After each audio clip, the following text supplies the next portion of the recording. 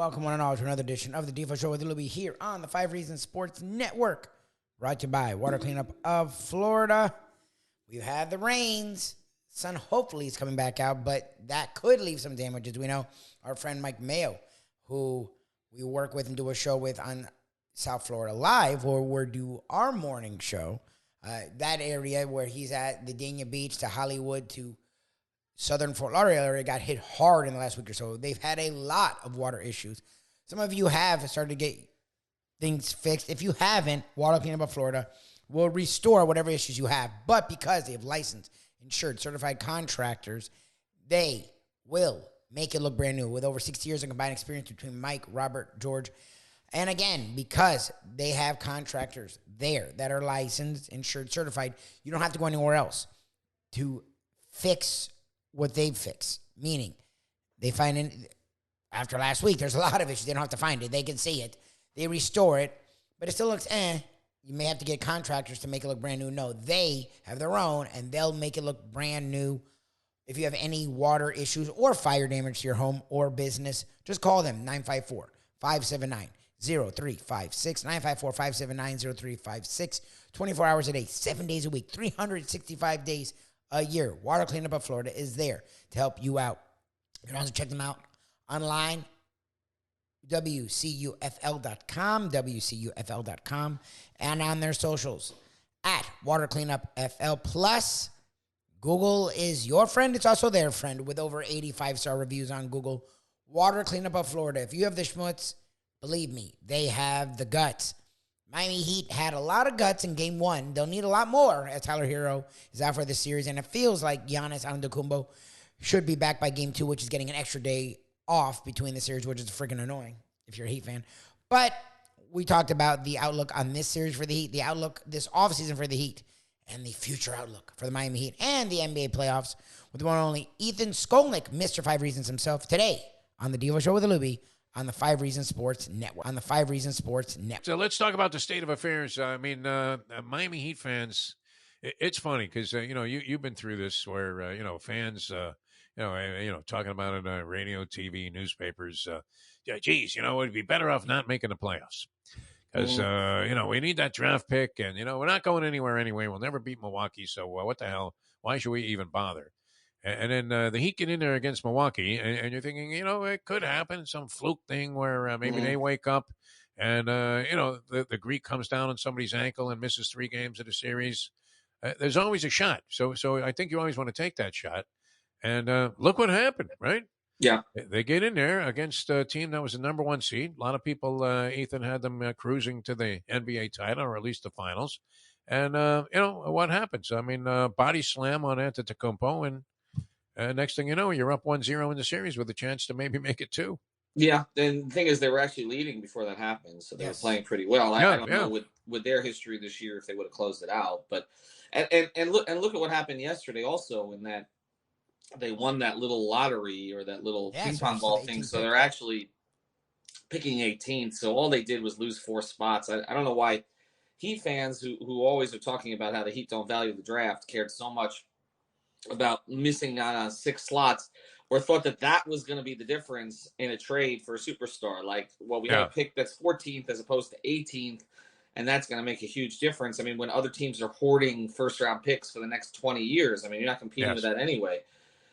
So I wanted them to make the playoffs just because that's what you try to do. Now, did I think you had a chance in this series? No. Do I still think they have a chance in this series? I think the Tyler Herro thing is going to be felt much more as they go forward. I think that, there's a certain adrenaline that you have with a team.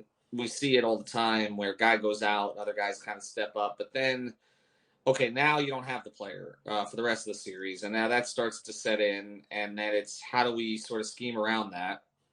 And they don't have a ton of options to scheme around it, because for all the criticism that Tyler may get for his defense and for some of the inconsistency, the reality is he's really the only, 3-level scorer on the team of that group. And so, you can go with an option, but it's all going to be bad options. Like, okay, Duncan Robinson, all right, but he's going to get cooked defensively also. And if he's not hitting his shots, he's really not good for much else on offense. Victor Oladipo is going to pound the ball into the ground the entire time. So, yes, you get better defense there. but you get no space with Jimmy and Bam, and you get no flow in their offensive sets.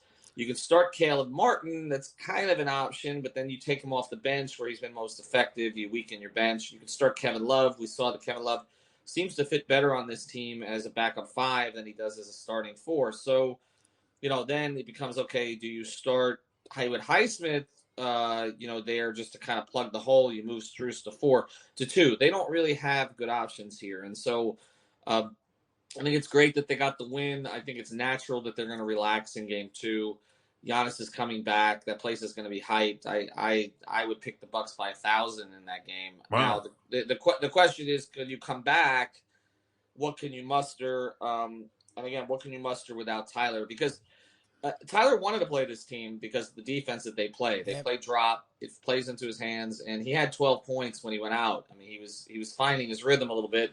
I really think it hurts him as the series goes on. But I was glad to see them make a representative effort in game 1. Jimmy's tremendous, as we know, and Bam picked it up in the second half, and they shot the ball in a way they haven't shot the ball the whole year. So that was their 4th best offensive rating of the season. It was their number 1 pace of the season, which I thought was interesting because you could see that they were pushing pace early in the game so the Bucks wouldn't get set. So Spoelstra came out with a bunch of wrinkles to steal game 1. I think it's going to be harder in game 2. So you would not be with us in the notion that Reggie Miller should be Baker-acted for making a statement. I don't know if you were watching this thing on TV. I guess you were. But I heard of it. Yes. Well, because it stunned me when he said it. Back. Remember, Giannis will be back, and Herro's gone for the series. Reggie Miller was saying it as though if both were out, Herro's worse for the Heat than Giannis. That is what got you and me. It's not that it would be harder to replace for the Heat to replace Herro than it would be for the Bucks to replace Antetokounmpo. And the only thing I thought about that was, isn't Antetokounmpo's brother still on the Bucks roster? Yes, he is. So they could put Antetokounmpo in a game, but you're talking about 30 points versus 2. Yes, exactly. Yeah. So and more fights. Yes. What is he insane in making that statement? I mean, you made a very, very good case that this is very damaging for the Miami Heat, this Herro loss. I mean, he would be insane in saying that anybody losing Tyler Herro is more damaging than the Bucks losing Giannis. But I kind of get the point. Well, first thing, he's not going to be back for the series, whereas Giannis is. So that's the thing. But the second thing is, the Bucks, I think, were 10-8 this year without Giannis. 11-8. They said 11-8. 11-8, something along those lines. So they kind of do know how to play without him. They've had success without him in the past. They have guys who can step into roles. And the Heat really, as I just sort of chronicled, they don't really have a replacement for Herro in terms of what he does on offense. So it's not the most insane statement. It's insane on paper, and that you're comparing Giannis to Herro, and everybody's like, well, okay. But it is a huge loss for Miami. I mean, it's not. This was a team that was bad offensively to begin with, regardless of what they did in game 1. And then now you're taking out essentially their most.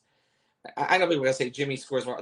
He's their most skilled offensive player. Jimmy is will and guts and angles and IQ and all this stuff. But Tyler's a natural offensive player. It's what he does. Now, if he did anything on the other end, you'd be talking about a superstar level player. But it's just that they just don't have a replacement for him. And it's kind of like, honestly, it did feel a little bit like you got drunk and then you had the hangover, right? You had a really good buzz that night, and it's like, okay, wait a second. Now, what did I do? You know what I mean? And that's kind of the Tyler thing here. It's like, okay, what did I do? And now I got to go explain this to this person and that person, and I skipped work, and it just kind of hits you the next morning, like, okay, now where do they go?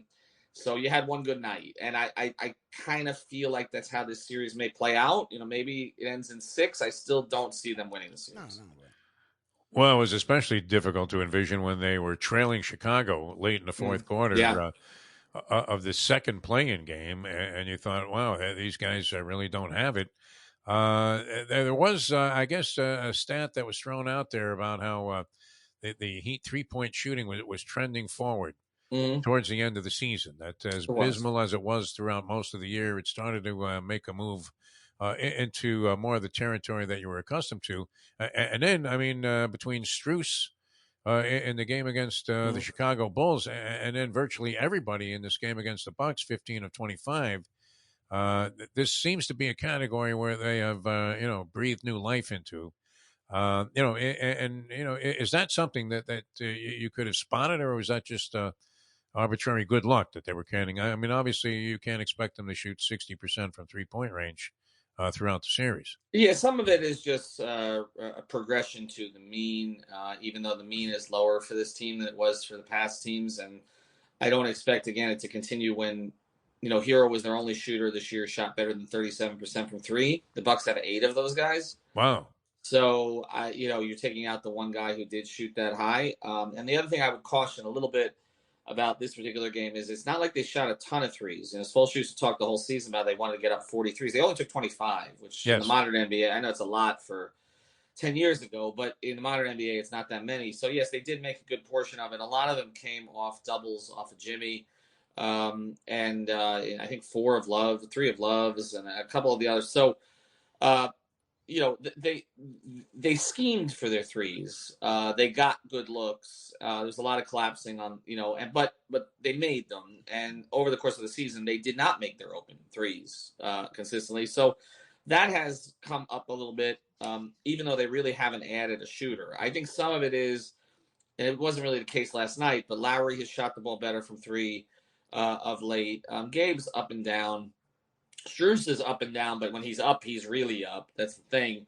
And Love's given them a little something there, but they're not going to beat people consistently with their 3-point shooting. If they're going to beat people, it's going to be because of just Jimmy's will, honestly.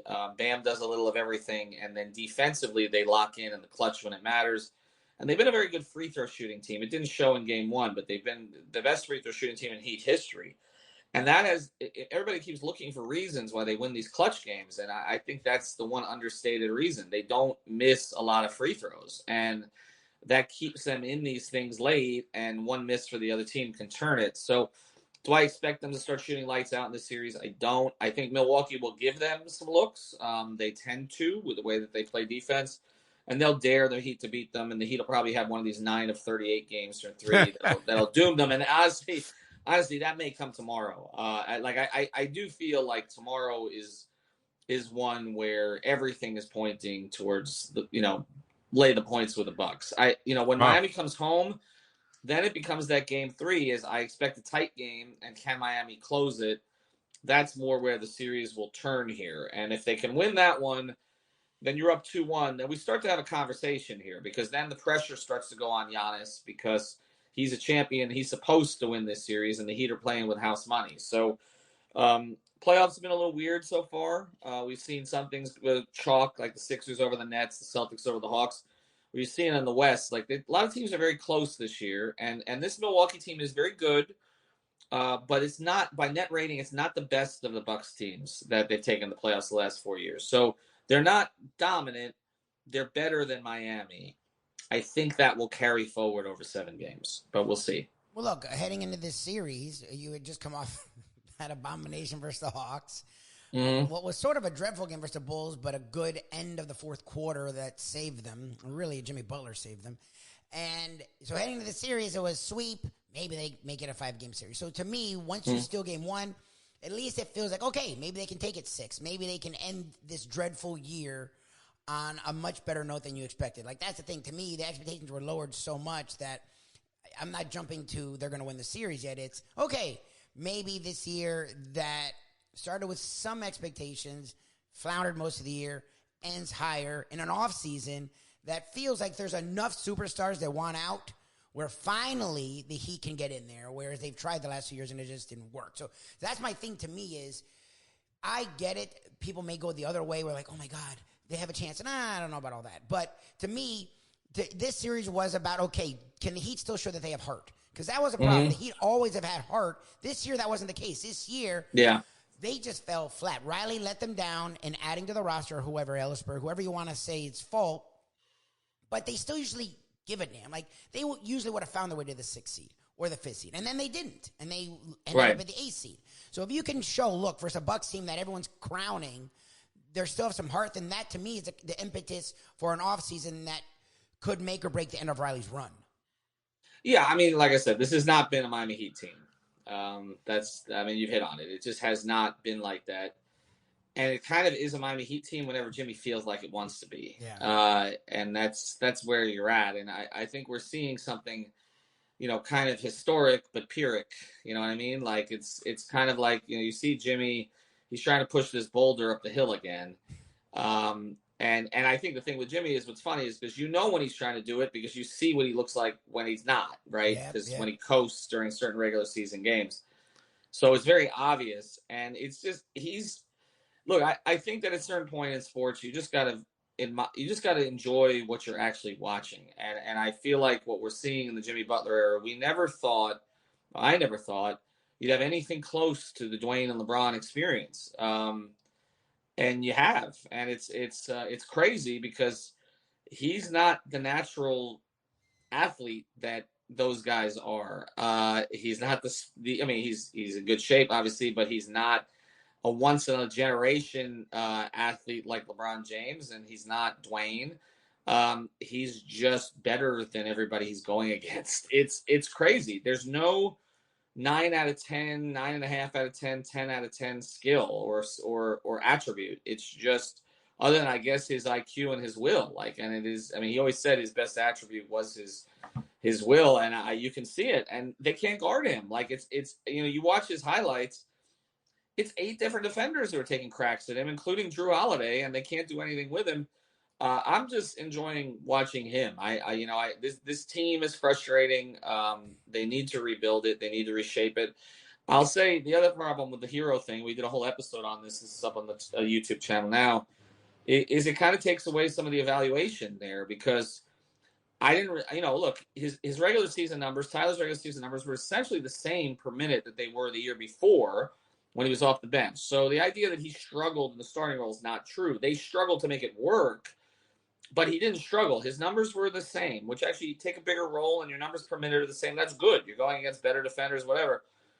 But really, we wanted to see it in the playoffs. That's what we've been waiting for and now you don't get a chance. And I think that we have seen historically Pat Riley sacrifices the third guy.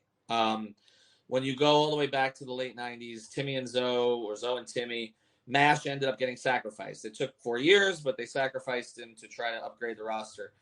Then you look at the Shaq Wade thing. He only waited 1 year. He had Wade and Shaq. Eddie Jones kind of bombed in the playoffs. He sacrificed Eddie that year. That's typically what he does. So Tyler is the guy. If you're serious, if you're committed to a Jimmy Bam build, then Tyler's the guy that you sacrifice either to upgrade for another star or to bring in a better sort of overall 3 through 6, right? Yeah. Sort of like the Lakers did. I don't know how they're going to view it now that they didn't get to see Tyler in the playoffs. So I think that's one of the things that was a little bit hurtful about Game 1. I want to apologize to Eddie Jones' family. I was in the stands one day. It was the first time I tried marijuana chocolates. I was with a friend in the radio business who had made up a batch and got carried away. Eddie had 5 turnovers in the game, and I started making I guess you could consider them derisive comments very loudly. And turns out Eddie Jones' family was sitting in front of me. As one of my loyal sponsors was also in that section. Were you in 121, Jeff? That tends to be the family section. Yeah. I don't know where we were exactly, but it was embarrassing. It became an embarrassment. And have you ever? You go to the practices and the shoot-arounds. You're really around his team, Ethan. Even more reason to respect your opinion about it. But have you ever seen Jimmy Butler happy? Is he ever happy? No, he is. He is when he's a contrarian. That's the thing about Jimmy. He's just going to do the opposite of what you want him to do. That's what it is. And if you say to Jimmy, "You're the best player in the world," he'll say, "I don't care about that. Nobody cares." And then he literally had said that in one press conference. And then they were playing Chicago, and Chuck Swirsky, who's been a longtime broadcaster with the Bulls, came in the locker room and said, "What you been up to, Jimmy?" He says, "I've been busy being the best player in the world." It's just the way he is. You know what I mean? He's just. Yeah. I think he's happy. He's a happy hater, if that makes sense. You know what I mean? He likes giving it. He put the deer on Instagram. He's hunting deer.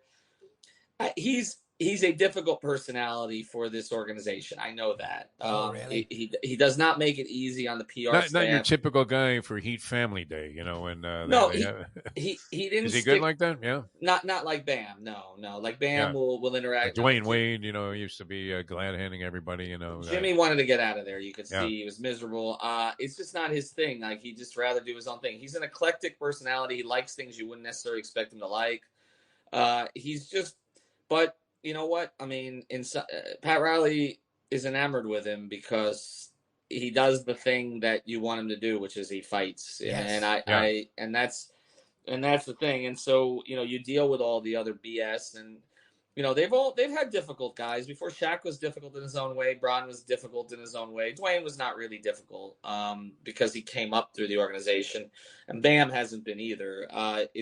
But yeah, I mean, it's like even someone who's very close to Jimmy said to me, he says he's a pain in the ass, but he's our pain in the ass. Yes. Yeah.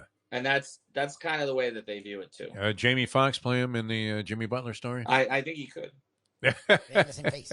Very easy. All right, quick look. We always appreciate your time, Ethan. I know you got a lot of things going with 5 Reasons and the playoffs underway. You mentioned, all right, Philadelphia, prevailed. They had a lousy first half last night against Brooklyn. Brooklyn, you got to, you have to kind of tip your hat to the idea that they're even competitive in the series. But other than that, they still find themselves down 2-0. You mentioned Boston annihilated Atlanta in the first game of their series. And, Milwaukee, you're still expecting to come through. Anything significant, though? And you had the Brooklyn rather the Knicks and Cavaliers series, which, the Knicks prevailed in game 1. And that was interesting. Naturally, they're going nuts in New York. Anything you could deduce from these other series that impress you? Well, I thought the Knicks-Cavs series would be a long series. I think most people did. I picked the Knicks mostly because of their bench that played out in Game 1. I just think the Cavaliers' bench needs work. That's an off-season project for them. I do think the Knicks will win that series, but it's going to be very difficult. The other 2 series are going as expected. Boston and Philadelphia are just better than those teams. And in the West, I mean, I think we're seeing what we saw all year. I mean, all those teams are really talented and really flawed. And so there was no dominant team, even Denver. Memphis might have been dominant this year, but then they lost all their bigs. And that against the Lakers is problematic because the Lakers go to the basket a lot. And so losing Brandon Clark, but especially Steven Adams, has really hurt them. And Steven Adams is probably not coming back for the playoffs. I had Memphis maybe coming out of the West, but I don't see it now, and I didn't see it even before Game 1 against the Lakers because of the loss of their bigs. And that Clippers-Phoenix series is fascinating, and that just may be a case of without Paul George, like we may be saying again after that series that Kawhi Leonard's again the best player in the world. And it's kind of like he just disappears for months, and then he shows up and he's playoff Kawhi again, and you're going against Kevin Durant, you're still saying he's the best player on the floor. I mean, that's something, right? And Kawhi may steal that thing. And if he steals that thing and they get Paul George back, yes, I kind of thought the winner of that series would go to the finals. And I know the Warriors-Kings series is fun, but I don't see it as sustainable for either team. The Warriors are just not good enough on the road this year. And the Kings are not good enough defensively. So I'm real. And again, Denver, until they do it, I don't really buy it. Memphis got the injury. So I really think the Phoenix Clippers winner goes to the finals. If Kawhi beats them, then he gets Paul George back in a week. Yeah, I give them a really good chance. And look, Russ has been Russ, but they've needed that Russ. Like that's the thing. Like yes, he shot 3 of 19. They don't win that game without him. So I just think they're really interesting and they're deep. And the Paul George thing is why I picked Phoenix. I think most people did. But if they get through this thing, we can start crowning Kawhi again because he's just he was great. Yeah, every made shot he had was contested. Yeah. Every made literally by the stats. If you look at the numbers, he did not shoot an open shot the entire night. He shot 65% from the floor. He had. They said that his shooting percentage should have been in the low 30s based on the shot selection. He shot 65% from the floor, and he defended Kevin Durant. He's just special, but he's never available. When he's available, then he might still be the best player in the world. Well, his thing is It's like Jimmy Butler, but with a little more ability, where like he has that hunger, he has that bitterness, he only gives a crap about basketball. But he got into that thing with injuries. And as we've seen, like, once you start getting injured, you get into a vicious cycle. But it's been 2-3 years now. So if he's healthy, he's friggin' scary. The Nuggets are so weird to me because you have the superstar. You have co-stars because Murray, when he is healthy, is a scary guard, can do everything. He's a 3-level scorer. You have Aaron Gordon, the athletic dude that can defend and has gotten much better offensively. Michael Porter Jr., who is a mismatch because of his size and his offensive ability. And they've got good role players. KCP and Bruce Brown have done a really good job for them this year. They just don't play. But there's just something a little off. We'll see. This should be a steamroll series for them. They should win this series in 5 games. If they get out of it, though, then they get Phoenix or the Clippers. And I just think we're talking about Denver's talent, but I think those two teams, if fully healthy, are actually more talented than Denver is. And then it becomes, okay, can you play Jokic down the stretch of these games against those teams? You know, the Clippers can go small, and they do go small a lot. They take Zubats off. They go smaller. Phoenix can go small, too, because they can put Durant at the 5. And then what do you know, if they take Ayton out, Phoenix's Achilles heel is their bench. They don't – this is what happens when you reshape a team during the season and you don't really have time to put the pieces around them. They are, once they get past their top 5 or 6, it's ugly. So they cannot afford the usual Chris Paul or Kevin Durant injury because they don't have the depth to sustain. Oh, we lost Scoop at the moment of truth here. Wow. There he is. Okay, so there you go. No, I'm back. They don't have the depth to sustain it, whereas the other teams do. So, all right, 2 real quick things here, if you don't mind. I know I very much appreciate your time here, Ethan. Reeves of the Lakers. Speaking of reshaped benches, and they got that Hiroshima guy, and Russell, and it looks like they've surrounded LeBron James and Anthony Davis with better players for sure. Does Reeves being an heroic figure with the Lakers remind you of Robbie Benson in the movie One on One, when out of nowhere, I don't know if you remember that. We lost him. Maybe he just checked out on that because he didn't want to be another victim of my one-on-one obsession with Robbie Benson. But I did want to ask him about Isaiah Wong declaring for the draft there and what his possibilities were as an NBA player. Because I don't know that I saw Isaiah Wong. Oh, there he is. Okay. Are you familiar with that movie, Robbie Benson, One-on-One basketball movie? Is the worst sports movie ever. A long time ago. There are not a lot of good basketball movies, though. You know. Yeah. This was horrible, but I mean, Reeves, it just seems so improbable that this guy would be a hero with the Lakers because, he's being mobbed on the bench, high five by LeBron, by Anthony Davis, by all of these big stars. And, here's this guy, you're thinking he literally came out of nowhere, didn't he? He kind of did to a degree. I mean, he's their new Caruso, right? And I'm a big Caruso fan. I think Caruso is an invaluable asset out there on the floor. No, he is good. He is good. An overall player. This about Reeves. Yeah. There's more skill there. He's more skill there. You can put the ball in his hands and he can create some things with it. Yeah. He's going to get paid this offseason, but he has the LeBron stamp of approval right now. That's the thing. And he said yesterday that he knew in the first day of training camp that he would fit his game. And he does, because he can play on and off the ball. He can shoot a little bit. He can get into the lane. He's been a good player for them. I'll say this because I thought the Lakers would not get out of the play-in when we were looking before the trades. Wow. But the trades have helped them a lot, and I just don't trust AD to get through an entire series, and that's the whole thing. It's just he's on the ground a lot. This guy, I mean, always, it's always frightening. He's hurt. He grabs stuff. It's like, dude, that wasn't even where you fell. They made fun the other day. He fell on his ass and he grabbed his arm, and it was like AD. He's like, which one was it supposed to be this series? That's it. That's where you're at. He's on the phone, a personal injury attorney, grabbing his neck, even though he fell on his ass. Isaiah Wong declaring for the draft. Now, is he an NBA player in your opinion? Isaiah Wong of the University of Miami. I think he's certainly a camp invite. Does he get drafted in the second round? I don't think so. No, I don't think so. I think in that regard he's making a mistake, but I don't know that it would change a lot in the next year. The second round has now sort of become the stash place where half the picks aren't on American players anyway. So you really only have fewer slots. He's the type of guy that gets through to undrafted, makes a camp, scores a lot in summer league, maybe latches on with NBA roster. His shooting form needs to be fixed a little bit. He's really thin. He's going to have to get in the weight room a little bit. He's got kind of a herky jerky. I think best case scenario for him, he's a seventh man who could provide some scoring. All right. For a team, but I think, and I hate to say this but they've had a lot of look. Lonnie Walker's made it in the pros, but he was a better athlete. Yes. Bruce Brown's made it in the pros, but he could do a little bit of everything. Jack McClinton bounced around for a long time because he was too small, and has ended up playing overseas. I think it's more likely that Isaiah Wong has a long overseas career, but I think he can latch on with an NBA team as a bench scorer. I do think so, but he's going to have to get stronger. I think that's the one thing. I talked to couple. I don't know if the Heat have any interest or not. They like every undrafted guy, so who knows? But Tim James, man, it's Tim James syndrome. Came from UM. I don't know that he's necessarily.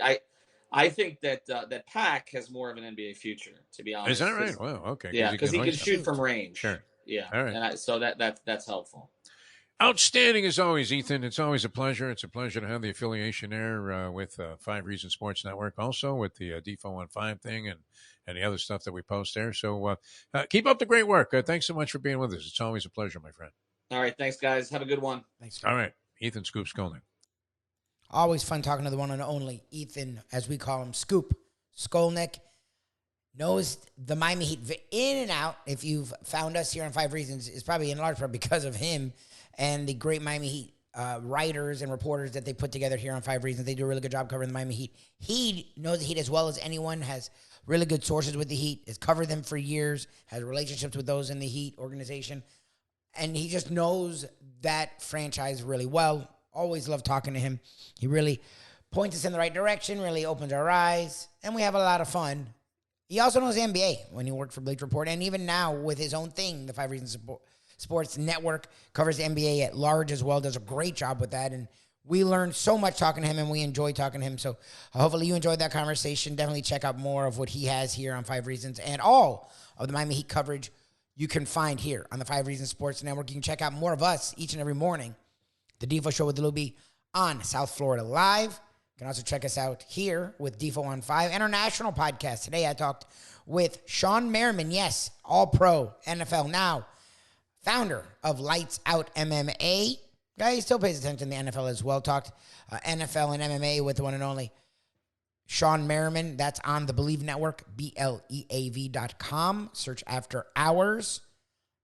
And you can check us out with more South Florida skewed content each and every morning on the Defo Show with Libby on South Florida Live from 7 to 9. And here, most days, lots of days, again, the Defo Show with Libby right here on the 5 Reasons Sport, right here on. Hey, folks, Tony Segreto here. Let me ask you a question. What do you look for when you go out to eat? Good food, obviously, friendly atmosphere, not too loud, but good energy, reasonable prices, and a place where you feel comfortable. All those ingredients, no pun meant there, are hard to find unless you're talking about the Texas Roadhouse. You see, they encompass all of those attributes. Really, really good food, amazing atmosphere, good for a family, good for a date, or just a night out for yourself, and prices that will make you extremely happy. Their ribs, unmatched. Steaks, hand-cut every day. Everything, and I mean everything, is made on site, including their incredible bread. It's the one day, folks, that you can forget about low-carb diets. Trust me when I tell you, Texas Roadhouse, your restaurant, your destination when you say, where should we go and eat tonight? These days, we're all looking for comfort anywhere we can find it. Thank goodness for Landlubbers Raw Bar and Grill in Plantation, because they are making sure you are as comfortable as possible. First of all, they're not only open for delivery and pickup. All you have to do is go to landlubbersbarandgrill.com for both pickup and free delivery. You're going to have the best wings in the world. You're going to have a great burger. You're going to have their amazing soups. Again, Landlubbers, Raw Bar and Grill. It's nice and easy. Just go to landlubbersbarandgrill.com for both your pickup and free delivery. Thank goodness for Landlubbers for making you always feel right at home.